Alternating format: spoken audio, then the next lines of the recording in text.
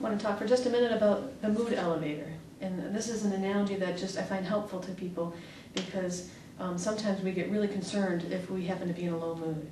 And we make a lot out of the fact that we're in a low mood. But when you really understand moods, moods are like our internal weather. And sometimes in a day, especially in Michigan, it can be blue sky, beautiful one moment, and cloudy the next. Our moods are kind of like that too. All of us are kind of on a mood elevator, and it goes up and down all day long, and over the course of the day or over time. And sometimes our moods are high, and sometimes our moods are low. And what most people don't understand is that when your mood shifts, the quality of your thinking shifts too. So when you're in a high mood, or even a neutral mood, you're in the middle, your thinking tends to be positive, more solution-oriented. You tend to have the big picture. You have perspective.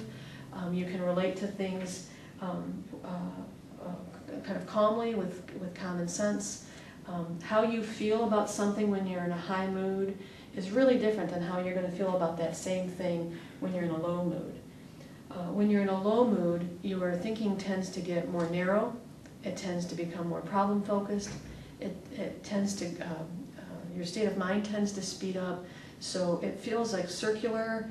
Here you're trying to run around and process things using only data you already have. It can feel clunky.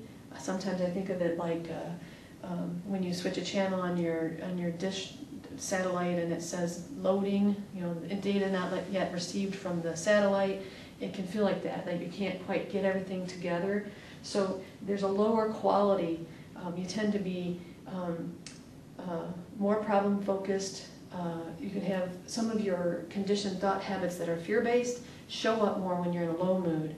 When you're in a high mood and somebody does something, you may not respond with all of those old habits. But when you're in a low mood, you're more at risk to feel victimized or take something personal, overreact. So most people on campus don't know about this mood elevator.